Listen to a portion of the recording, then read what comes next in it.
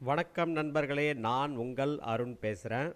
இன்றைக்கி நாம் பார்க்க போகிற டாபிக் என்னன்னு பார்த்தீங்கன்னா, நான் ப்ராஃபிட் ஆர்கனைசேஷனில் பார்த்தீங்கன்னா ப்ராஃபிட் அண்ட் லாஸ் அண்ட் வராது. அதுக்கு பதிலாக உங்களுக்கு இன்கம் அண்டு எக்ஸ்பென்சஸ் அக்கௌண்ட் தான் வரும். அது எப்படி டேலியில் க்ரியேட் பண்ணுறதுன்னு பார்க்கலாம் வாங்க.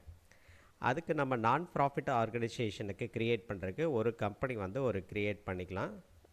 ஏபிசி வெல்ஃபேர் ட்ரஸ்ட் அப்படின்னு வச்சுக்கலாம். சரிங்களா? வெல்ஃபேர் ட்ரஸ்ட், ஓகேங்களா? ட்ரஸ்ட்டுன்னு ஒன்று க்ரியேட் பண்ணிக்கலாம். அண்ட் தென் இதை தமிழ்நாடு அப்படின்னு கொடுத்துக்கலாம். கொடுத்துட்டோம்னா இப்போ என்ன ஆகும்னு பார்த்தீங்கன்னா, கண்ட்ரோல் ஏ கொடுத்திங்கன்னா நம்ம சேவ் பண்ணோம்னா கம்பெனி க்ரியேஷன் ஆயிரும். இது ஆல்ரெடி ஒரு வீடியோ போட்டிருப்பேன் கம்பெனி க்ரியேஷன் பற்றி, அதை நீங்கள் பார்த்துக்குங்க. ஸோ இப்போ க்ரியேட் ஆயிருச்சு. க்ரியேட் ஆனதுக்கப்புறம் நம்ம ப்ராஃபிட் அண்ட் லாஸ் அக்கௌண்ட்டில் போய் பார்த்தோன்னா எப்படி இருக்குன்னு பார்த்தீங்கன்னா, ப்ராஃபிட் அண்ட் லாஸ் அக்கௌண்ட்டில் போனோம்னா நெட் ப்ராஃபிட் அப்படின்னு காமிக்கும். இது நார்மலாக பிஸ்னஸ் பண்ணுறவங்களுக்கு ஷோ ஆகிறது கிராஸ் ப்ராஃபிட், நெட் ப்ராஃபிட் அப்படின்னு காமிக்கும்.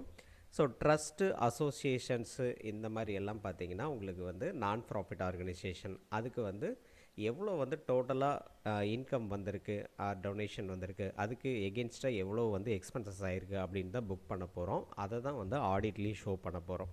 ஸோ அப்போ நெட் ப்ராஃபிட் அப்படின்னு வரக்கூடாது அப்படின்னா நமக்கு 2 டிஃபால்ட் லெஜர் டேலியிலே இருக்கும் அப்படின்னு உங்களுக்கு தெரியும்.